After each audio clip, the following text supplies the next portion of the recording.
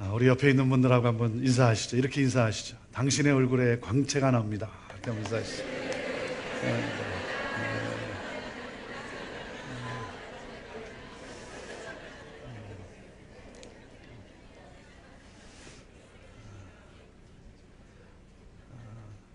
세상은 때로 우리를 우울하게 만들 때가 있습니다.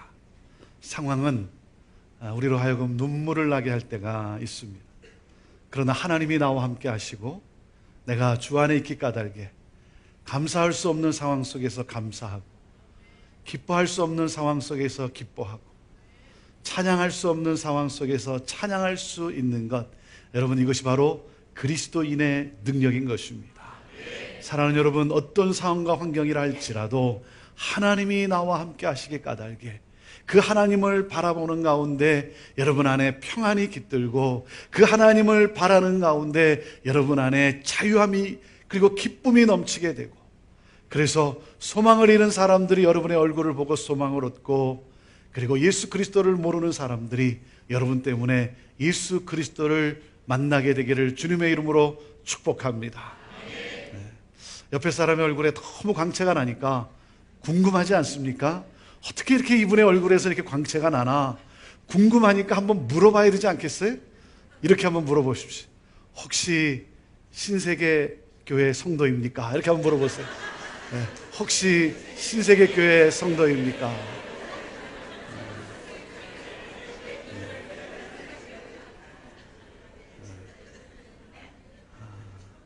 여러분, 이것이 교회입니다. 이것이 교회입니다. 저는 이 주변에 있는 사람들이, 또 특별히 믿지 않는 사람들이 여러분의 교회에 대한 소문을 듣고 신세계 교회에 대한 소문을 듣고 밝은 얼굴을 볼 때마다 혹시 당신은 신세계 교회 성도입니까? 혹시 당신은 그리스도인입니까? 이 질문을 많이 받고 하나님 앞에 서게 되기를 주님의 이름으로 축복합니다. 여러분, 교회란 무엇입니까? 마태복음 16장에 예수님이 제자들에게 질문을 합니다.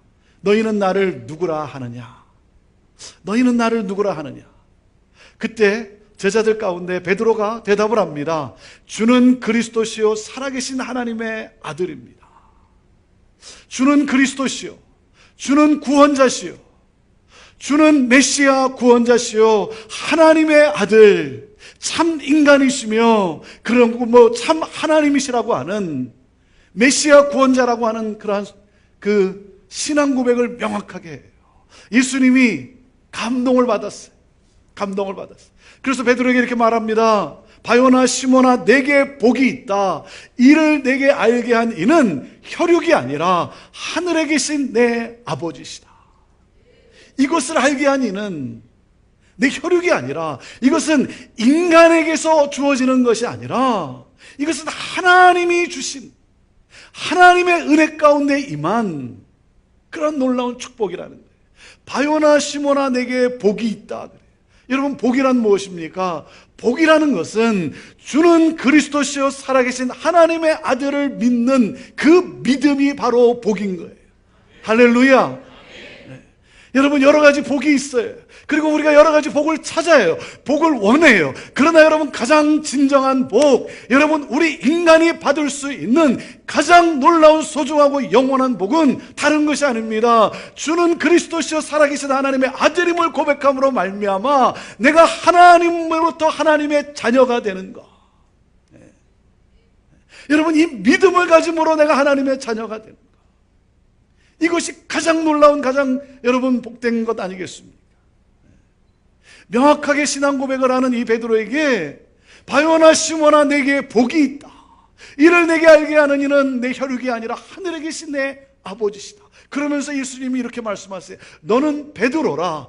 내가 이 반석 위에 내 교회를 세우리니 음부의 권세가 이기지 못하리라.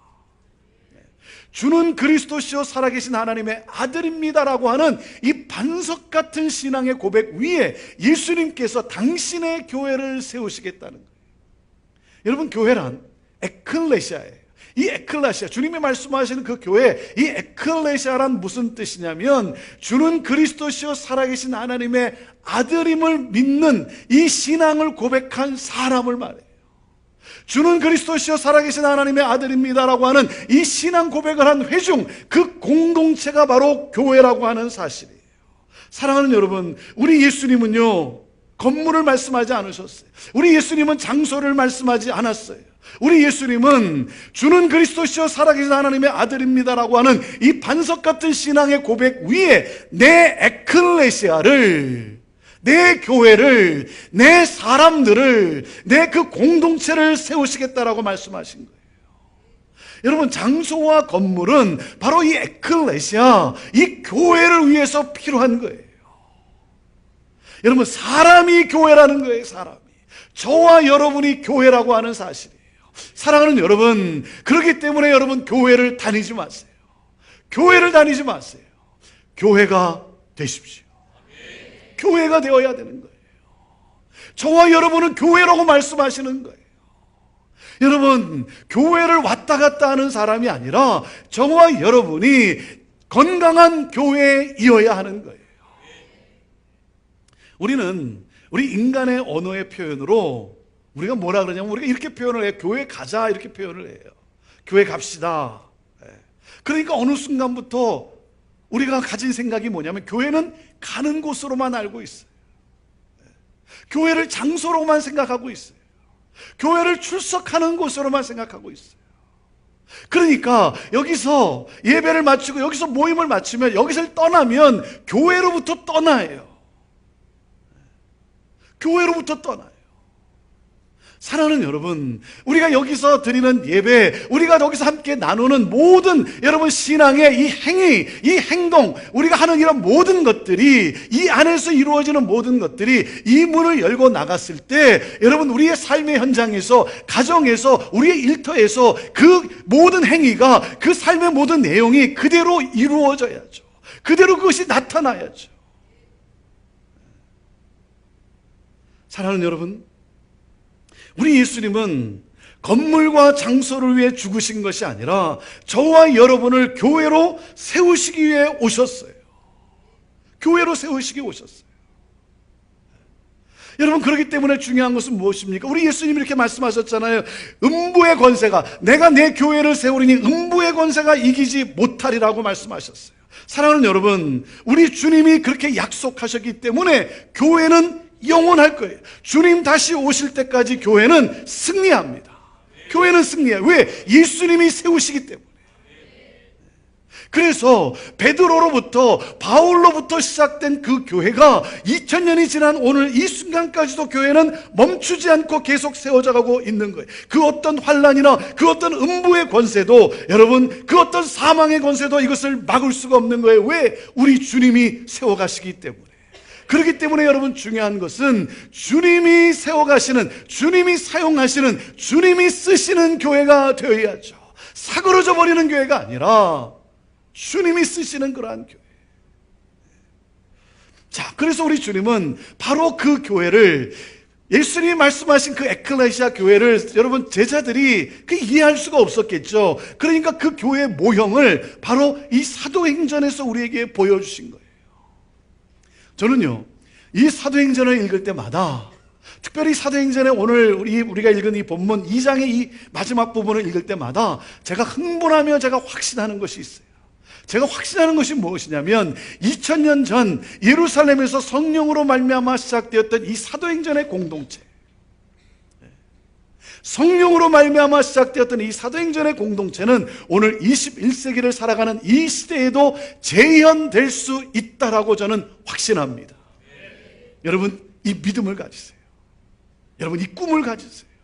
왜? 2000년 전에 역사하신 성령 하나님이 2000년이 지났기 때문에 그 다이나마이트, 그 파워, 그 능력을 잃어버리셨냐 이거예요. 2000년 전에 말씀하신 하나님이 2000년이 지났기 때문에 늙어버리셨냐 이거예요. 2000년 전에 우리에게 주신 이 말씀이 거짓이냐 이거예요. 사랑하는 여러분, 2000년 전에 역사하신 성령 하나님이 오늘도 동일한 능력으로 역사하실 수 있다라고 내가 믿는다고 한다면, 하나님은 어제나 오늘이나 영원토록 동일하신 하나님이라고 내가 믿는다고 한다면, 그리고 이 말씀은 거짓이 아니라 약속의 말씀이요 반드시 일어나는 축복의 말씀이요 기적의 말씀이라고 내가 믿는다고 한다면, 사랑하는 여러분, 2000년 전에 예루살렘에서 성령으로 말미암아 시작되었던 사도행전의 그 공동체는, 바로 그 교회는 오늘 21세기를 살아가는 이 시대에도 재현될 수 있습니다. 주는 그리스도시요 살아계신 하나님의 아들임을 고백했던 그 믿음의 공동체, 하나님이 하라 하시면 하고 하나님이 하지 말라 하시면 하지 않았던 바로 그 교회, 살아 생명력 있는 이 하나님의 말씀을 배우고 이 말씀을 묵상하고 그리고 이 말씀을 전하기로, 이 말씀을 나누기로 헌신했던 말씀 공동체, 하나님을 온 마음과 온 정성을 다하여 신령과 진정으로 하나님을 예배하고 그리고 그 하나님의 역사와 하나님의 능력이 임하기를 사모하며 기도에 힘썼던 바로 그 교회, 가난하고 어려운 그러한 분들을 위해서 자기의 물건을 팔아서까지라도, 자기에게 있는 어떤 엑스트라를 나누어 주어서까지라도 그 사람이 잘 될 수만 있다면, 그 사람이 회복될 수만 있다면 그렇게까지 사랑을 나누었던 그 사랑의 공동체, 하나님을 신실되이 사랑하고 서로를 겸손히 섬겼던 바로 그 교회. 여러분, 그들로 말미암아 어떤 일이 일어났습니까? 그 결론을 사도행전 2장 47절에 우리에게 어떻게 소개해주고 있습니까? 우리 한번 같이 2장 47절 말씀을 우리 다시 한번 읽어봅시다. 자, 시작.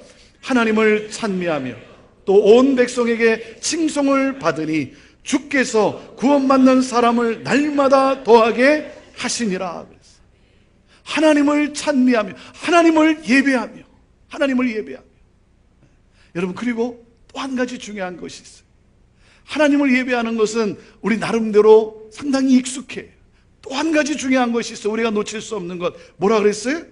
또 뭐라 그랬어요? 온 백성에게 칭송을 받으니, 칭찬받는 교회라고 하는 사실이에요. 칭찬받는 교회. 예수님을 믿지 않는 사람들이 여러분 한번 가보고 싶은 그러한 교회, 소문을 듣고 한번 가보고 싶은 그러한 교회, 칭찬을 받는 교회. 그래서 어떤 일이 일어났습니까? 주께서 그래요. 여러분, 부흥은 인간이 일으킬 수 있는 것이 아닙니다. 부흥은 부흥을 일으키시는 하나님이 역사하셔야 되는 거예요. 주께서 구원받는 사람을 날마다 더하게 하시니라. 할렐루야. 하나님의 꿈이 이루어진 교회예요. 세상을 축복하고 세상을 구원하는 주님이 말씀하신 바로 그 교회가 세워주었어요. 여러분, 기억하십시오. 하나님은 여러분의 교회 하나 잘해보려고 22년 전에 신세계 교회를 이 땅에 세운 게 아니에요. 이 교회 하나 잘해보시기 위해서 22년 전에 여러분 이 교회를 세운 것이 아니라, 하나님은 세상을 잘해보기 위하여 이 교회를 세우신 거예요. 세상을 구원하기 위하여.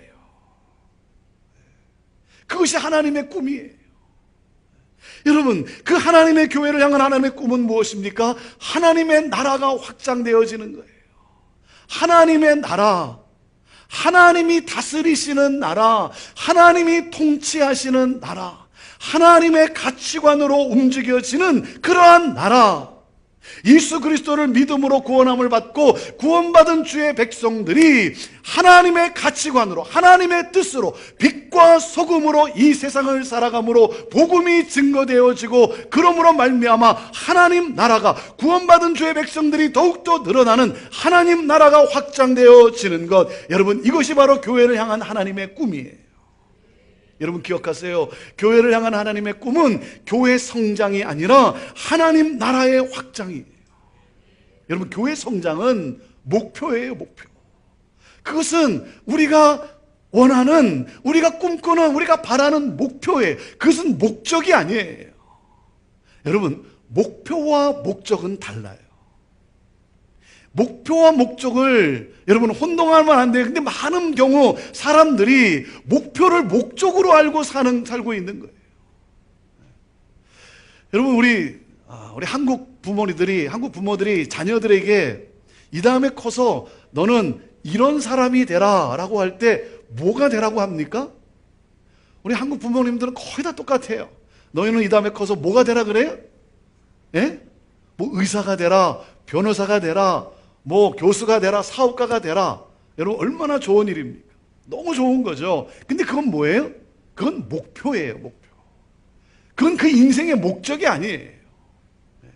의사로서 어떤 인생을 살아갈 것인가, 목적을 심어줘야죠. 변호사가 돼서 그러면 어떤 인생을 살아갈 것인가, 목적이 있어야죠. 그런데 여러분, 그것을 마치 목적으로 심어주니까 의사가 돼서 연봉 얼마 받는 것, 그것이 인생의 목적이냐, 그러고 살아가니까, 그렇게 산다면 여러분, 이 세상에 여러분 병이나 고통은 어떻게 되겠습니까? 변호사가 돼서 시간당 얼마 버는 것, 그것이 자기의 인생의 목적이라고 한다면 여러분, 이 세상에 하나님의 정의와 그리고 억울한 사람들의 그 고통과 아픔은 여러분 어떻게 해결이 될 수 있겠습니까? 여러분, 꿈을 심어준다는 건 뭐예요? 꿈을 심어준다는 것은 목적을 심어준다는 거예요. 목표는 그건 내가 원하는 거죠. 나는 열심히 일해서 내가 65세에 아니면 70세에 내가 은퇴하겠다. 그건 여러분 목표예요. 은퇴한 다음에 그럼 나는 어떤 인생을 살아갈 것인가? 목적이 있어야죠. 여러분, 교회의 목적이 중요한 것이지 교회의 크기가 아니라고 하는 사실이에요. 그런데 교회에 대해서 이렇게 대화를 나누다 보면 사람들이 꼭 묻는 질문이 있어요. 그 질문이 뭐겠어요? 뭡니까? 그 교회는 몇 명이 모입니까? 꼭 묻는 질문이 있어요. 그게 사이즈는 도대체 어떻게 되냐 이거예요. 그러니까 우리도 모르는 사이에 교회의 사이즈가, 교회의 크기가 가장 중요한 것으로 생각하고 있는 거예요. 그러나 여러분 생각해 보세요. 건물이나 나무가 다 커야 멋있고 아름다운 것입니까? 아니에요. 각자의 모습이 있고 각자의 모양이 있는 거예요.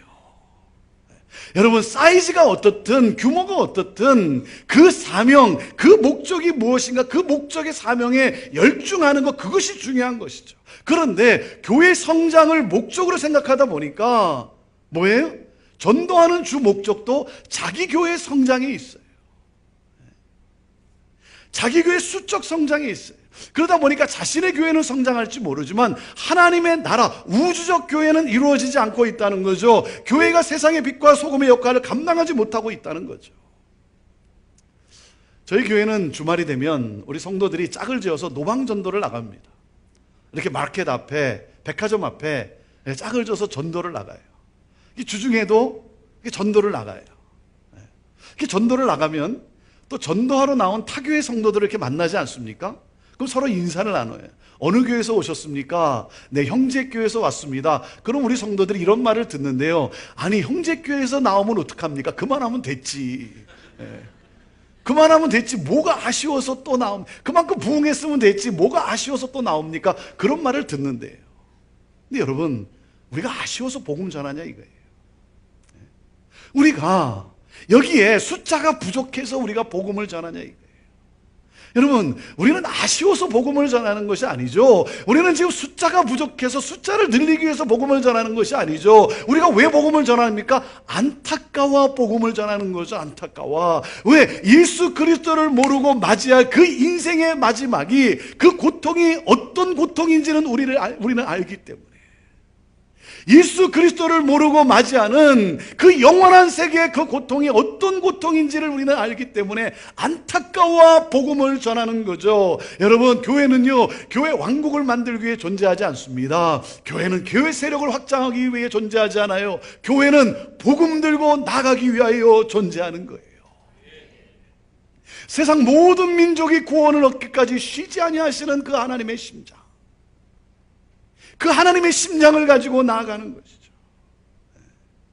그러므로 이 땅에 하나님의 나라, 구원받은 주의 백성들이 늘어나는 하나님 나라가 확장되는 것, 그렇기 때문에 교회는요, seating capacity, 수용 능력을 가지고 말하는 것이 아니에요. 여기에 몇 명이 있느냐, 그걸 가지고 교회로 말하는 것이 아닙니다. 교회는 sending capacity, 교회는 파송 능력을 가지고 말하는 거예요. 여기에 10명이 모였건, 여기에 100명이 있건, 여기에 10,000명이 있건, 여러분, 그것을 가지고 교회로 말하는 것이 아니라, 여기에 있는 한 사람 한 사람이 하나님 나라 확장이라고 하는 그 하나님의 꿈, 그 하나님의 목적을 가지고 삶의 현장에서 빛과 소금으로 살아감으로 말미암아, 교회로 살아감으로 말미암아 하나님 나라, 구원받는 주의 백성들이 늘어나는 하나님 나라가 확장되어지는 것.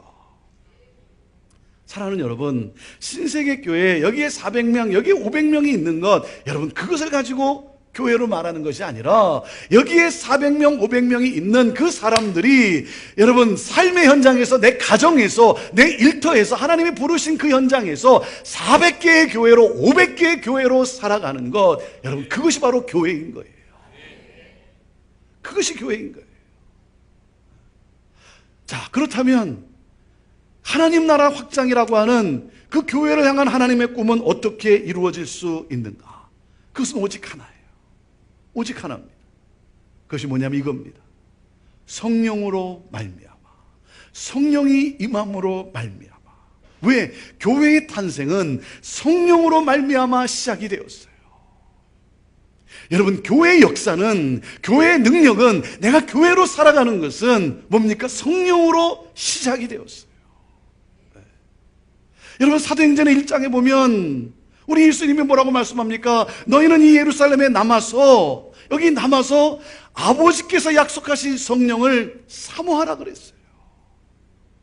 그 성령이 주어지면, 사랑하는 여러분, 그렇기 때문에 여러분 오늘도 우리가 사모해야 될 것은 무엇입니까? 성령이여 임하소서, 성령이여 충만케 하여 주옵소서. 목마른 사슴이 시냇물을 찾아 헤매듯이 내가 목마름으로, 내가 간절함으로 내가 주께 나왔사오니 주여 성령이여 임하여 주옵소서. 내 영혼을 만져 주시옵소서. 여러분, 우리가 예수 그리스도의 이름으로 모일 때마다, 내가 하나님 앞에 무릎을 꿇을 때마다, 여러분 내가 사모할 것은 다른 것이 아닙니다. 성령이여 임하여 주옵소서. 성령이여 내 안에 충만케 역사하여 주옵소서. 오늘도 우리가 이렇게 예배를 드리는데 성령 하나님, 이 가운데 하나님 임재하여 주시고 하나님의 영광, 하나님의 셰키나 그 영광으로 가득하게 하여 주옵소서. 사랑하는 여러분, 우리가 구할 것은 다른 것이 아니에요. 성령을 사모하는 거예요. 성령의 기름 부으심을 사모하는 거예요. 네. 여러분, 부모로서 자녀를 위해서 최선을 다합니다. 최선을 다해요. 오늘도 보니까 우리 젊은 학생들이 여기 앉아 있는데, 제가 이게 좀 충격이에요, 충격이. 네. 이 시간에 놀고 싶은 것도 많을 테고 하고 싶은 것도 많을 텐데 이렇게 앉아 있는 걸 보니까 얼마나 참 감동이 되는지 모르겠어요. 여러분, 부모가 자녀를 위해서 최선을 다하죠. 열심히 수고하죠. 네. 열심히. 그리고 자녀가 좋은 대학, 좋은 학교에 입학할 수 있도록 좋은 환경을 만들어줘, 최선을 다해서 좋은 환경을 만들어주는 것, 여러분 그것은 굉장히 중요합니다. 그러나 여러분, 더 중요한 것이 있어요. 여러분이 놓쳐서는 안 되는 것이 있습니다. 무엇입니까? 여러분, 여러분의 자녀의 인생에 성령의 타치가 있도록 기도하는 거예요. 기도하는 거예요. 여러분 자녀가 여러분 마음에 좀 안 들어도 여러분 너무 낙심하지 마세요. 여러분, 좀 곁길로 나갔다고 해서 내가 원하는 것 반대로 간다고 해서 여러분 너무 절망하지 마세요. 너무 화가 나가지고 어떻게 너 같은 놈이 내 뱃속에서 나왔는지 모르겠다, 여러분 그런 말 하지 마세요. 그때 엄마 아빠가 실수해서 여러분 그런 말 하지 마세요. 사랑하는 여러분, 성령이 한번 만지시면, 성령이 그 인생 가운데 역사하면 여러분 이 세상을 뒤집는, 이 땅에 하나님의 놀라운 영향력을 가져다주는 하나님의 일꾼이 되는 줄로 믿습니다. 여러분, 성령의 기름 부으심이에요. 그것을 사모해야 되는 거예요. 저는 고등학생 때 부모님을 따라 미국으로 이민을 갔습니다. 고등학생 때 미국으로 이민을 갔어요. 이민을 간 곳이 어디냐면 시애틀이에요. 시애틀. 여러분, 시애틀이 혹시 어디 있는지 시애틀이 하면 뭐 생각나는 거 있습니까? 네? 시애틀 하면 비, 또 잠 못 이루는 밤. 여러분, 아직도 잠 못 이루는 밤, 시애틀 그렇게 생각나면 되겠습니까? 시애틀 하면 여러분 형제 교회가 생각이 나야 돼요. 수원, 뭐 여기 뭐 뭡니까? 여기 뭐 영통 뭐 이러면 뭐가 생각이 나야 돼요? 신세계교회가 생각이 나야죠. 예. 80년도에 시애틀로 이민을 갔어요. 고등학교 그리고 거기서 또 대학교 2년, 그래서 4년을 거기서 학교를 다니고 대학교 3학년 때 LA로 이제 전학을 가게 되었습니다. LA 전학을 가서 거기서 공부를 하고 거기서 또 신학 공부를 하고 그리고 전도사가 되고 또 부목사 생활을 하게 되고 그런 가운데 95년도에 제가 서울 온누리교회를 나오게 되었어요. 제가 고등학생 때 한국을 떠났기 때문에 한국도 배우고 한국 목회도 경험하는 것이 내가 앞으로 목회하는데 좋은 경험이 되겠다 해서 95년도에 서울 온누리교회를 나오게 되었습니다. 서울 온누리교회에 이렇게 있으면서 참 하나님의 은혜가 너무나 컸어요. 너무 감사한 시간이었어요. 서울 온누리교회를 나오면서 그러면서 또 서울 온누리교회의 여러 가지 사역과 그리고 두란노 서원이라고 하는 거기서 이제 하는 여러 가지 사역들을 가지고 미국의 많은 이민교회를, 미국의 많은 교회들을 방문할 기회가 있었어요. 제가 미국에 살 때는 뭐 전도사, 부목사 생활 그 시절에 무슨 미국을 이렇게 다닐 수가 있었겠습니까? 근데 한국에 나와서 오히려 미국을 더 많이 다니게 되었어요. 미국을 다니면서 이민교회를, 그 교민교회를 방문하면서 제 마음이 너무나 안타까웠어요. 왜 우리가 태평양을 건너서 미국에 와 살고 있는지 그 꿈을 잃어버린 교민들의 모습이 너무나 안타까웠고, 그리고 왜 우리가 태평양을 건너서 여기 와서 교회로 함께 모여서 우리가 함께 예배를 드리고 우리가 함께 같이 신앙생활을 하는지 교회에 대한 꿈을 잃어버린 성도들의 모습이 너무나 안타까웠어요. 그래서 그때 하나님이 제게 주신 열정이 뭐였냐면 이거였어요. 기성교회도 변해서 부흥할 수 있다라고 하는 그런 모델을 창출하는 거였어요. 기성교회, 전통교회, 교회가 막 성장하고 막 기쁨을 누리고 막 부흥하고 그랬는데 교회가 어느 순간 정체되기 시작하고 점점 교회가 하얀 곡선을 그리기 시작하고 젊은이들은 빠져나가고 교회는 점점 고령화돼가고, 그 기성교회, 그 전통교회에 대한 그 열정이 제 안에 들어오기 시작했어요. 이민 와서 열심히 일하고 땀 흘려 일하고, 여러분 가운데 뭐 친척이나 또 뭐 형제나 아시는 분들이 여러분 미국 가 살고 있는 분들이 있어 알겠지만, 여러분 대부분의 우리 1세대의 삶은 노동이에요. 노동. 대부분 다 노동입니다. 대부분 다 몸으로 뛰는 거예요. 몸으로 일하는 거예요. 여러분 너무 좋아하지 마세요. 미국 가면 햄버거와 함께 나는 행복하리라. 여러분 너무 그렇게 좋아하지 마세요. 그런데 그렇게 땀 흘려 일하고, 그리고 하나님 앞에 나와 예배하면서 하나님이 이 모든 것이 하나님이 주셨습니다 감사하며 하나님 앞에 헌금을 드리고 하나님 앞에 예물을 드리고, 드려진 그 헌금으로 마켓을 사고 공장을 사고 개조하고 땅을 사서 건물을 짓고, 그리고 그곳에서 교회로 막 기뻐하며 성장하고 함께 예배를 드렸는데, 교회가 어느 순간부터 정체되기 시작하고 점점 고령화되기 시작하고 젊은이들은 빠져나가고, 이렇게 가다간 10년, 20년 이렇게 가다간 다시 이 건물이 마켓으로 아니면 공장으로 아니면 오피스로 팔려나갈 걸 생각하니까 너무나 마음이 안타까운 거예요. 그래서 하나님 제게 한번 은혜를 부어주시면 기성교회, 전통교회도 변해서 부흥할 수 있다라고 하는 모델을 창출함으로 말미암아 수많은 기성교회들과 함께 꿈을 나누고 그리고 섬기며 하나님 그러한 목회를 하고 싶습니다. 그것이 제 마음속에 불일 듯 일어나는 그러한 열정이었어요. 그래서 2000년 1월에 5년 동안 서울 온누리교회에서 정말 많은 훈련과 많은 경험을 하고, 그리고 2000년 1월에 시애틀 형제교회에 제가 부임을 하게 되었어요. 시애틀 형제교회는 제가 이민 가서 4년 동안 살 때 학생으로 다녔던 교회예요. 학생으로 다녔던 교회. 16년 뒤에 제가 담임 목사로 부임해서 가게 되었어요. 담임 목사로 부임해서 가게 됐는데 28년 된 교회에 제가 부임하게 됐어요. 올해 지난주에 저희가 45주년 예배를 드렸습니다. 28년 된, 여러분 45년이면요 시애틀에서 교민교회가 45년이라는 것은 교민의 역사를 대변하는 그러한 교회이기도 해요. 45년 전에 유학생 몇 명들이 모여서 그래서 하나님 앞에 예배를 드리고 그래서 시작된 교회가 이 시애틀 형제교회예요. 28년 된 교회에 제가 16년 뒤에 제가 담임 목사로 부임할 때 그때 작년이 약 한 200명 출석하는 그러한 교회였어요. 여러분 작년 200명이면 웬만한 이민교회에서는 큰 교회, 숫자적으로 보면 참 큰 교회입니다.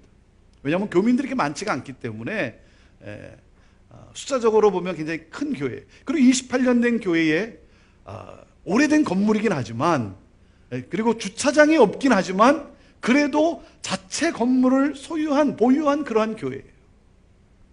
여러분 주차장이 없다는 게 여러분 이해가 됩니까? 미국 교회가 여러분 주차장이 없다는 게 여러분 이해가 됩니까? 한국에서도 주차장이 없다는 게 얼마나 여러분 힘듭니까? 근데 마을 한복판에 오래된 마을회관을 구입을 해가지고 그냥 그 스트리트의 길가에 그 집들과 함께 거기에 그냥 이렇게 주차하는 그러한 교회였어요. 그리고 200명이 출석하는데 저렇게 가서 이렇게 보니까 제 또래가 안 보이는 거예요. 제 또래가 200명이 앉으면 꽉 차는 그런 공간인데 이 공간보다 좀 더 작아요. 이거보다 좀 더 작은 공간인데 200명이 앉으면 꽉 차는 공간인데 제가 그때 37에 담임 목사로 제가 부임을 했는데 제 또래도 없고 저보다 젊은 사람도 없는 거예요. 제가 시애틀 형제교회를 부임할 때 제일 미안한 사람이 두 사람이 있었어요. 두 사람. 제 두 아들이 제일 미안했어요. 두 아들이.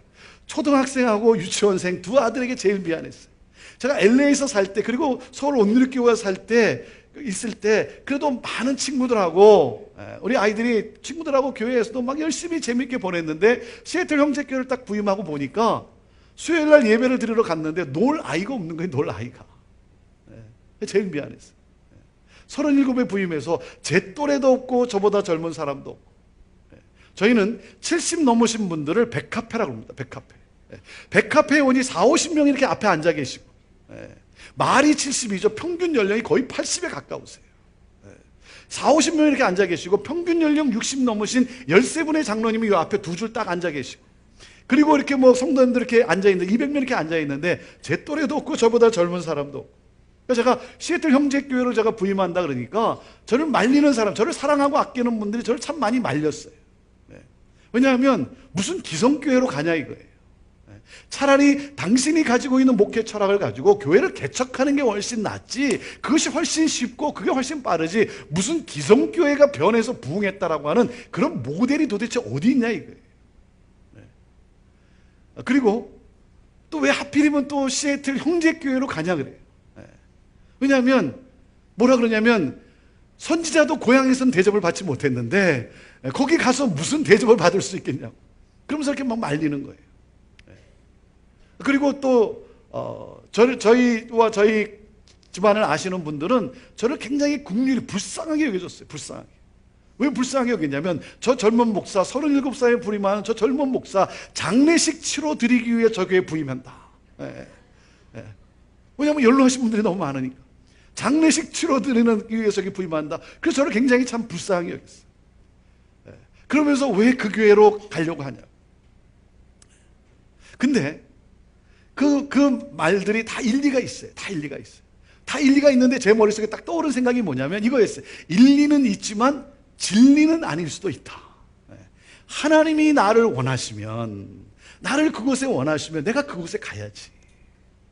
여러분 누가 행복한 사람이겠습니까? 행복한 사람이 누구겠어요? 하나님이 원하시는 곳에 있는 사람이 행복한 사람인 거예요. 그래서 어떤 사람은요 이삿짐 정리하고 가방 몇 개 챙겨서 오지로 들어가는 거예요. 사람들이 볼 때는 너무 불쌍해 보여요. 사람들이 볼 때는 측은해 보여요. 오지로 들어가니까. 하지만 그 사람에게는요 설명할 수 없는 기쁨과 기대가 있어요. 왜? 하나님이 나를 그곳에 부르시기 까닭에. 하나님이 나를 부르신다면 내가 그곳에 가야지. 사람을 의식하고 사람을 두려워하는 목회가 아니라 하나님을 의식하고 하나님을 두려워하는 그러한 목회.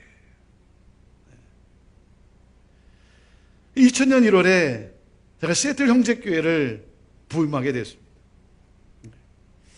그런데요 하나님의 은혜가 얼마나 크고 놀랍냐면 제가 내일도 제가 계속해서 교회에 대한 그 내용들을 여러분과 함께 나누게 될 텐데 정말 하나님의 은혜는요 정말 설명할 수 없는 그런 놀라운 은혜예요. 제가 이런저런 이야기로 제가 교회에 대해서 제가 설명을 하지만 사실은요 은혜 외에는 설명할 길이 없는 거예요. 설명할 길이 없는 거예요. 제 또래도 없고 저보다 젊은 사람도 없는 그러한 교회 부임에서 연말이 되면 해가 지날 때마다 1년치 주보를 갖다 놓고 한번 쭉 돌아봅니다. 하나님께서 1년 동안 우리 교회에서 어떤 일들을 하나님이 진행해 나가셨나, 어떤 일들을 이루셨나 주보를 보면서 이렇게 쭉 보는데요. 연말마다 주보를 보는데 정말 하나님의 은혜가 얼마나 크고 놀랍냐면 저희 교회에서 평균 매월 5명에서 6명의 아이가 태어나는 거예요. 여러분은 별로 감동이 없는 것 같은데 저는요, 지금도 예배를 드리다가 어린아이의 울음소리가 들리면요, 그렇게 감사해요. 그렇게 감사해요. 왜냐하면 양로원 같았던 교회였어요. 양로원 같았던 교회. 어린아이의 웃음소리와 울음소리는 들을 수 없었던 그러한 교회. 근데 하나님의 은혜를 부어주시는데 젊은이들이 오기를 시작을 하고 사람들이 막 들어오기를 시작하는데, 그런데 여러분 거기 그런 가운데 아이들이 태어나기 시작하고 사람들이 변하기 시작하고 사람들이 복음에 의해 변하기 시작하고 복음 들고 복음을 전하기 위해 나가기 시작하고 여러분 유치원에 가면, 양로원보다 유치원에 가면 그래도 기쁨이 있지 않습니까? 왜 그래요? 유치원에 가보면요, 아이들이 똥 싸고 오줌 싸고 낙서하고 울고 하지만 기쁨이 있어요. 왜? 새 생명이 있기 때문에 그래요. 새 생명이 있기 때문에 기쁘고. 여러분 교회가 언제 기쁩니까? 언제 셀러브레이션, 언제 축제를 누립니까? 예수 그리스도를 나의 구주로 영접하고 세례 받을 때, 새 생명이 탄생할 때, 여러분 그때 교회가 기쁨으로 넘치는 거 아니겠습니까? 이 아이들이요 정말 신기하더라고. 신기하더라고. 어느 정도로 신기하냐면요, 4살짜리들은요 4살끼리 놀고요, 5살짜리는요 5살끼리 놀더라고요. 그걸 어떻게 아는지 30명 40명씩 떼를 지어서 로비를 막 뛰어다니는 걸 보면 형제교회의 40년 뒤의 모습이 제 눈에 환상처럼 펼쳐지는 거예요. 우리 형제교회 앞으로 뒤에 30년 40년 뒤에 그 아이들을 보면 30년 40년 뒤에 그 형제교회의 모습이 환상으로 제 눈에 펼쳐지는 거예요. 하나님의 은혜가 얼마나 크고 놀라운지 말이죠. 하나님의 은혜, 성령의 기름 부으심이 없이 어떻게 그것이 가능하겠습니까? 하나님의 역사 없이 어떻게 그것이 가능하겠어요? 그래서 한 번은 이렇게 앉아서 제 아내하고 교회에 대해서 이렇게 대화를 나누는데, 제 아내가 저를 이렇게 격려하면서 저한테 뭐라 그러냐면, 당신에게 성령의 기름 부으심이 있는 것 같아 그러는 거예요. 그 말을 들으니까 얼마나 기분이 좋습니까? 여러분 이렇게 칭찬받으면 기분이 좋잖아요, 그렇죠? 근데 칭찬받으면요 가만히 있으면 안 돼요. 화답해야 됩니다. 그래서 제가 제 아내한테 화답을 했어요. 당신에게도 성령의 기름 부으심이 있는 것 같아. 그랬더니 제 아내가 뭐라 그러는 줄 아세요? 나한테 임한 기름이 당신한테 좀 튀었나? 그러는 거예요. 저는 제 아내하고 뭐 이러고 살아갑니다. 이러고 살아가요. 사랑하는 여러분, 성경에 나오는 이 초대교회, 예루살렘의 초대교회는요 인간이 원하는 것을 갖춘 교회가 아니었어요.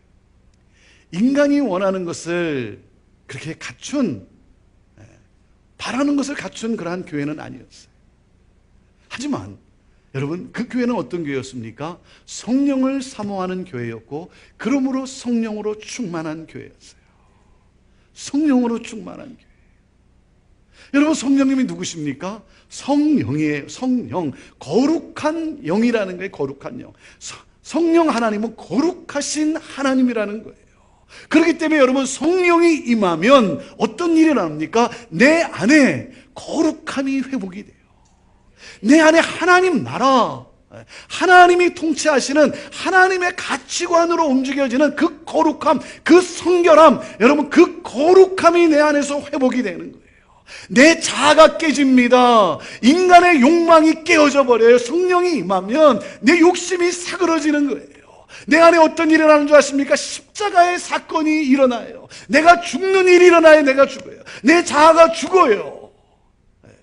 내 자아가 죽어요. 그래서 갈라디아서 2장 20절에 뭐라고 고백합니까? 내가 그리스도와 함께 십자가에 못 박혔나니. 그리스도와 함께 십자가에 못 박히는 거예요. 그런즉 이제는 내가 사는 것이 아니라, 이제는 더 이상 내 인간 육신이 이제는 사는 것이 아니라 뭐예요? 내 안에 예수 그리스도께서 사신 것이라. 내가 육체 가운데 이제 사는 것은 나를 위해, 나를 사랑하사 나를 위해 자기 몸 버리신 하나님의 아들을 믿는 믿음 안에서 사는 것이라 그랬어요.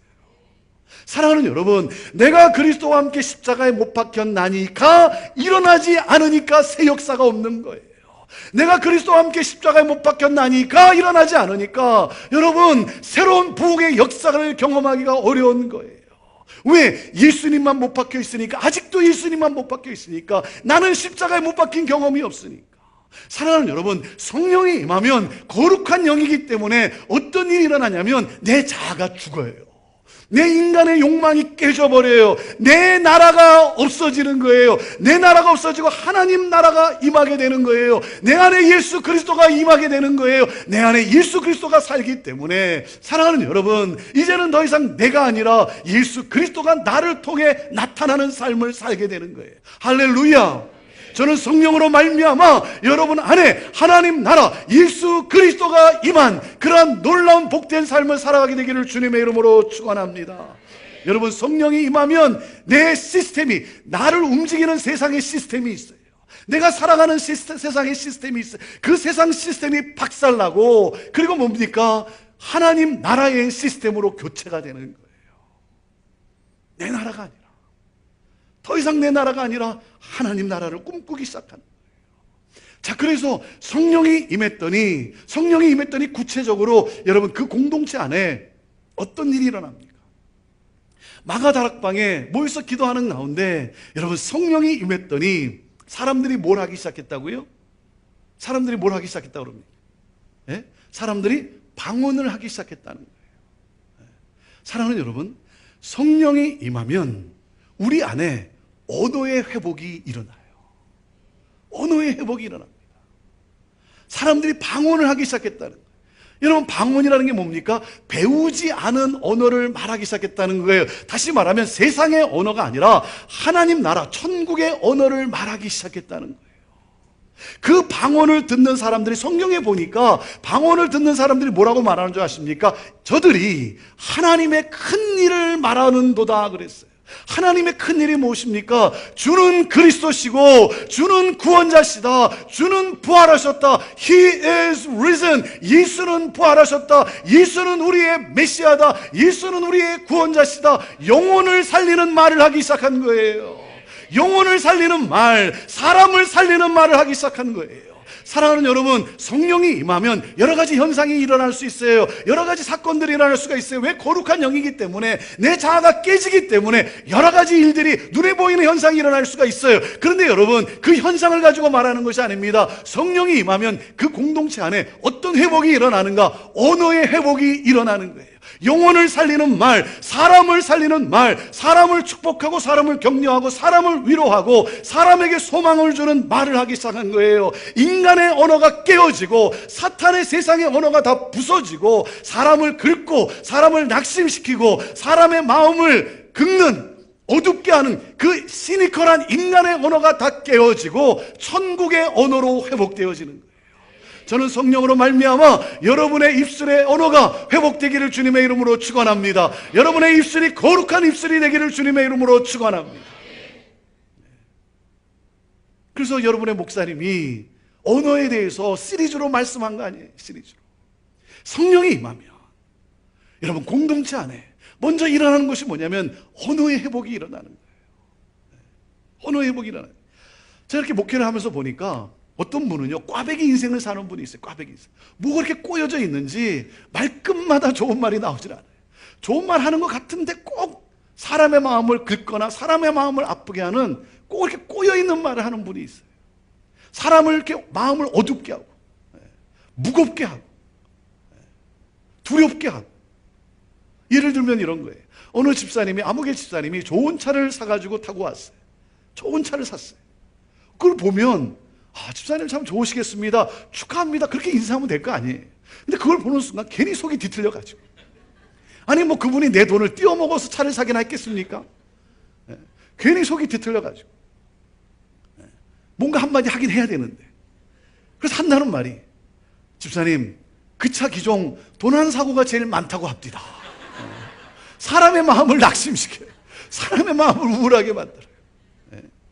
어느 집사님 아들이 열심히 공부해서 좋은 대학에 입학했어요. 그 집사님 딸이 열심히 공부해서 좋은 대학에 입학했어요. 여러분, 그러면 그 소식을 들으면 집사님 얼마나 좋으세요, 축하합니다, 그렇게 인사하면 되잖아요.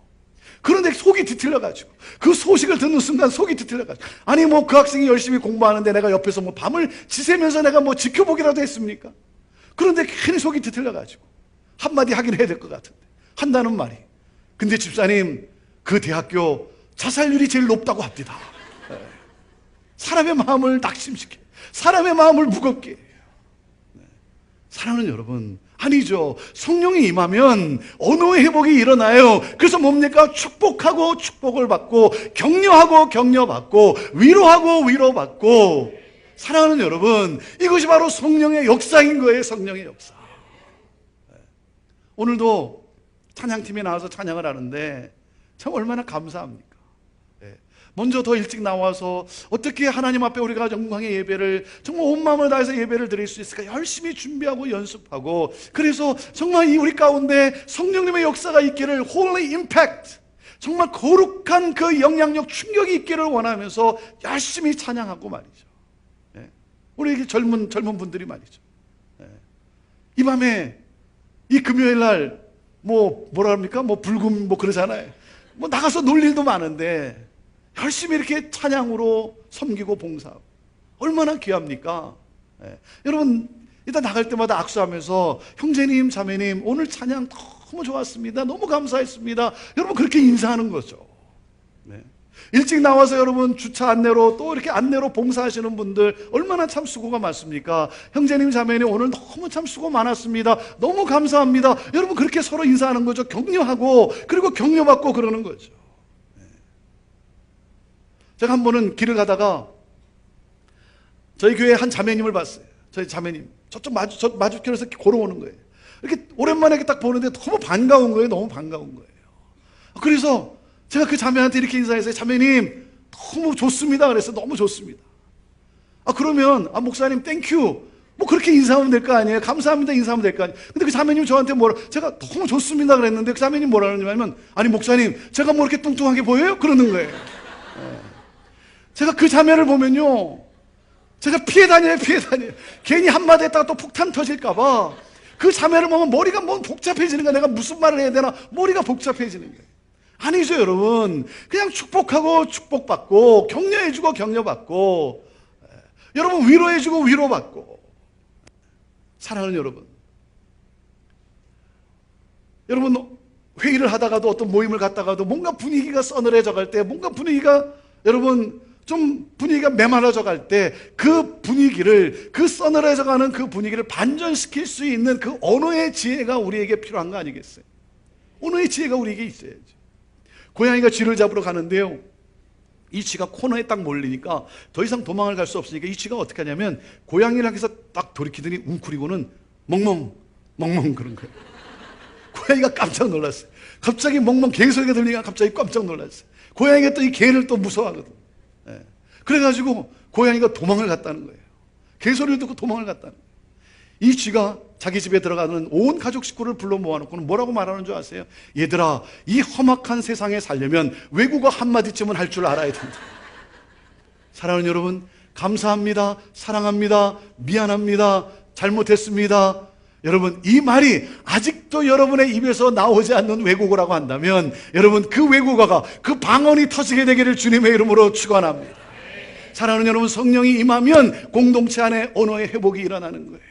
오늘도 성령으로 말미암아 여러분 서로 마주볼 때마다, 서로 만날 때마다 여러분 위로해주고 격려해주는, 그러므로 말미암아 정말 그 성령의 어떤 타치, 그 위로의 영, 능력의 영을 경험하는 여러분 모두가 되기를 주님의 이름으로 축원합니다. 우리 신세계 교회가 그 하늘의 언어로 더욱 충만함으로 말미암아 정말 세상을 살리는, 이 세상 가운데 우리 주 예수 그리스도를 전하고 이 세상에 여러분 소망을 주는 그러한 언어로 풍성한 여러분의 교회가 되기를 주님의 이름으로 축원합니다.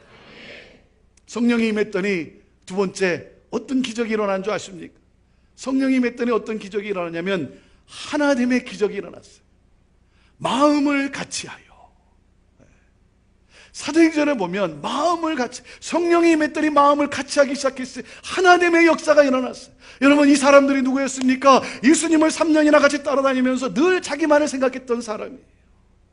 시기심과 이기심, 자기 주장으로 똘똘 뭉쳤던 사람이 자기가 잘 돼야 되는 거예요. 다른 사람은 어떻게 되건 말건 일단 내가 짓밟고 내가 일단 성공하고 말아야 되는 거예요. 그래서 내가 예수님의 오른편에 앉아야 되고 내가 예수님의 왼편에 앉아야 되고 다른 사람은 어떻게 되건 말건 일단 내가 그렇게 돼야 되는 거예요. 자기만을 생각했던 사람이 이기적인 그러한 사람들이었어요. 시기적인 시기심으로 가득한 그러한 사람들이었어요. 성령이 임했더니 어떻게 됐습니까? 마음을 같이 하기 시작했어요.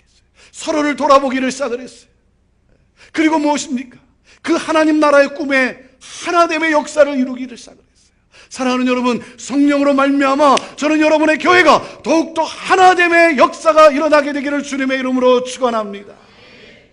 그래서 여러분, 교회는 비빔 공동체가 되어야 되는 거예요. 비빔 공동체. 여러분, 비빔밥이 어떻게 만들어집니까? 비빔밥이 어떻게 되면 큰 양푼에다가 냉장고에 남아있는 반찬들을 다 꺼내가지고 거기다 이렇게 다 넣지 않습니다. 왜 거기다 다 넣어요? 그 반찬들을 상위에 하나씩 올려놓기에는 이게 다 부족해요. 뭔가가 다 빈약해요. 다 부족하고 빈약하니까 어떻게 양푼에 넣어서 비빕니다. 비비면 어떻게 됩니까? 각자의 색깔을 유지하면서도 각자의 맛을 유지하면서도 비빔밥이라고 하는 이 하나됨의 작품이 탄생하지 않습니다. 근데 여러분, 비빌 때 두 가지 중요한 게 있죠. 그 두 가지 중요한 게 뭡니까? 고추장과 참기름이잖아요. 예수 그리스도의 보혈과 성령의 기름이에요. 예수 그리스도의 보혈과 성령의 기름. 내가 무엇이 간데 나 같은 죄인을 구원해 주신 예수 그리스도의 보혈의 능력, 그 십자가의 보혈의 능력, 내가 생각만 하면 내 눈에 눈물을 주르륵 흐르게 하는 여러분, 이 하나님의 이 보혈의 능력, 이 놀라운 은혜. 그리고 무엇입니까? 내가 무엇이 간데 나를 쓰시겠다라고 하는 인류 구원의 역사에 하나님이 나를 사용하시겠다는 거예요. 그래서 나를 부르시고 나에게 능력을 주시는 이 성령의 기름 부으심. 사랑하는 여러분, 그래서 교회는 비빔 공동체인 거예요. 저는 여러분의 교회가 더욱더 하나됨의 역사가 일어나고 더욱더 하나됨으로 말미암아 정말 여기에 사랑이 있는 그러한 교회, 사랑이 느껴지는 그러한 교회, 사랑으로 소문나는 교회. 당신은 왜 신세계 교회를 가십니까? 라고 물을 때 여러분 대답해주고 싶은 대답이 뭐겠어요? 나는 왜 그 교회를 가는가? 당신은 왜 그 교회를 가는가? 했을 때 여러분 듣고 싶은 대답이 뭐겠습니까? 이거 아니겠어요? 거기 가면, 신세계 교회 거기 가면 거기에는 사랑이 있습니다. 그래서 사랑에 굶주린 그 소망을 잃은 사람들이 이 소문을 듣고 몰려오는 그러한 교회. 성령이 임하면 그 공동체 안에는 여러분 분열과 모든 서로를 대적하는 그러한 사탄 마귀의 그러한 계계와 그러한 모든 것들이 다 부서지고 성령으로 말미암아 하나됨의 놀라운 공동체가 이루어지는 것입니다. 자, 그리고 마지막으로 성령이 임했더니 기적 중에 기적이 일어났어요. 어떤 기적이 일어난 줄 아십니까? 나눔의 삶이 시작이 되었어요. 베품의 삶이 시작이 되었어요.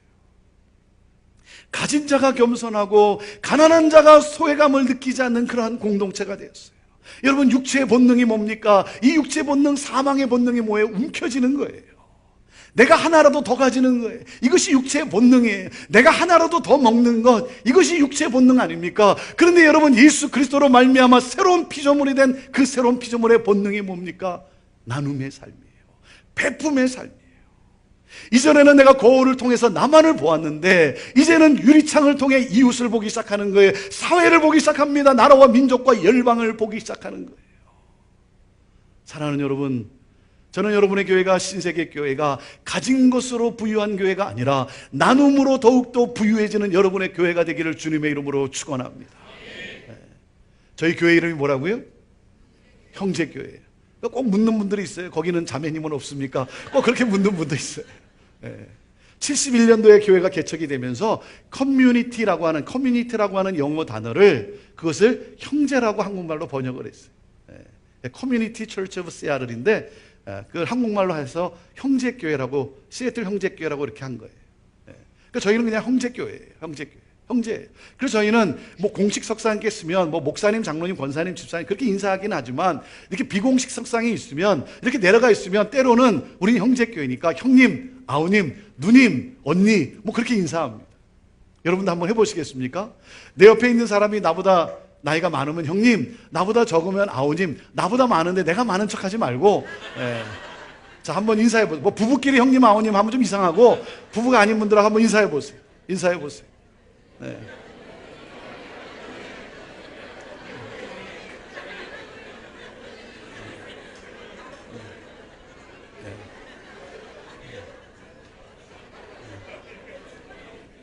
형님, 아우님, 뭐 누님, 언니, 뭐 이모, 예. 우리 유성함 아우님, 예. 이렇게. 예. 자, 뭡니까? 우린 가족이에요. 우린 가족이라는 거예요. 우린 한 형제, 우린 다 가족이에요. 자, 그러니까 이제 마지막 인사를 한 번 더 하겠어요. 마지막 인사는 사도행전 인사를 합니다. 사도행전 인사. 자, 사도행전 인사니까 좀 더 옆에 분을 바라보시면서 온 마음을 다해 여러분 인사하면 좋겠습니다. 자, 이렇게 한번 하세요. 자, 가족이고 형제니까 이렇게 하세요. 필요한 것 갖다 쓰세요. 그렇게 인사해보세요. 네, 필요한 것 갖다 쓰세요. 인사해보세요. 필요한 것 갖다 쓰세요.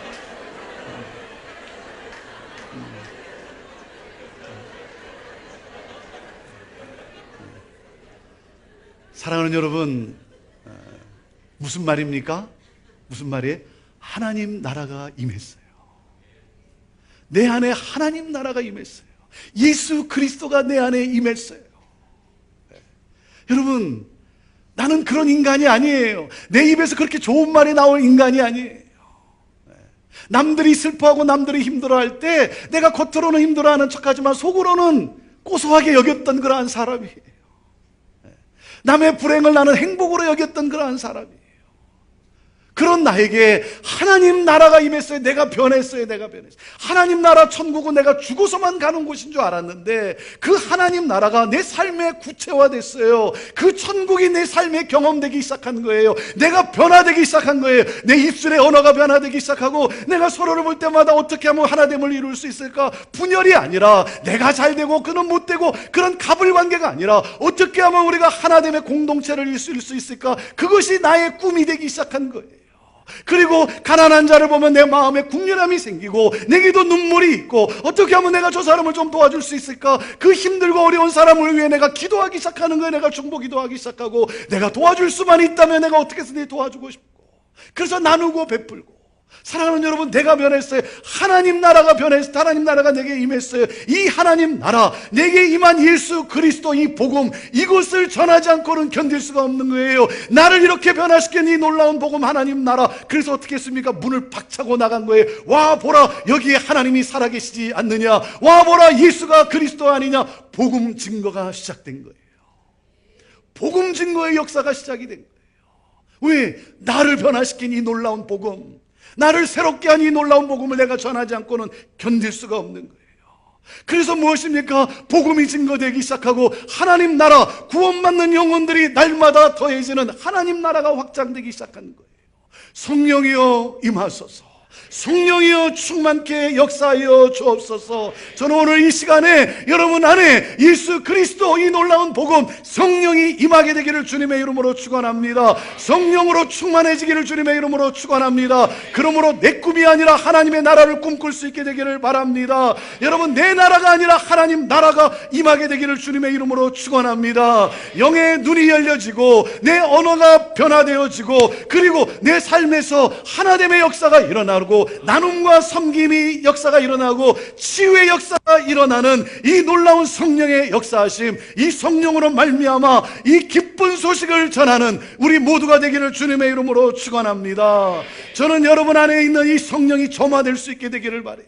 내 안에 계신 예수 그리스도가 밖으로 나타나질 수 있게 되기를 바라요. 여러분, 예수 그리스도를 믿으면 내 안에 성령이 계세요. 예수 그리스도를 믿으면 내 안에 예수 그리스도가 계세요. 내 안에 계신 성령님이 여러분 나와야 되는 것 아닙니까? 내 삶에서 밖으로 여러분 나타나야 되는 것 아닙니까? 그래서 내가 아니라 나를 통해 예수 그리스도가 나타나지는, 나를 통해 성령의 역사를 경험하는 그러한 여러분 사건이 일어나야 되는 것 아닙니까? 여러분, 내 안에 계신 성령님이 여러분 나타나려면, 타오르려면 어떻게 됩니까? 기름 부음이 있어야 되는 것이죠.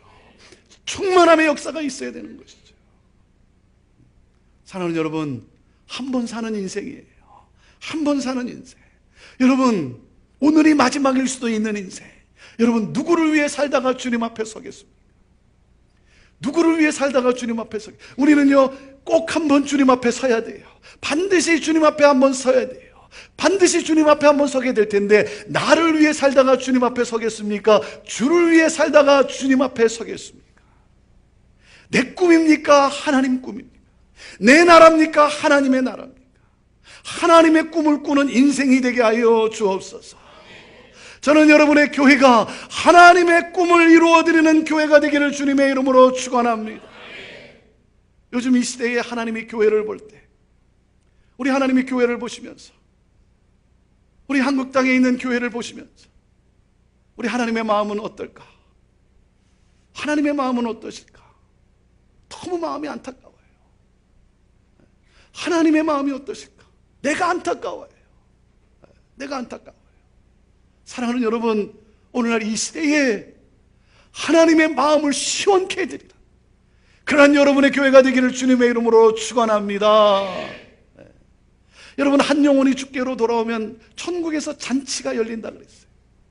천국에서 잔치가 열린다고 했는데, 저는 이렇게 기도합니다. 저는 여러분도 이렇게 기도할 수 있게 되기를 바라요. 여러분, 한 영혼이 주께 돌아오면 천국에서 잔치가 열린다고 했는데, 하나님, 우리 신세계 교회가 하나님을 춤추게 해드리는 교회 되게 하여 주옵소서.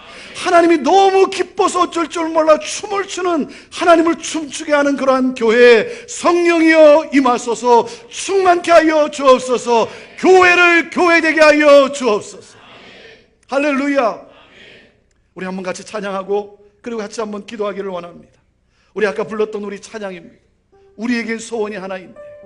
우리 찬양팀들도 우리 나올 수 있으면 좋겠네. 찬양팀도 나와서 같이 찬양하면서 우리 기도했으면 좋겠습니다.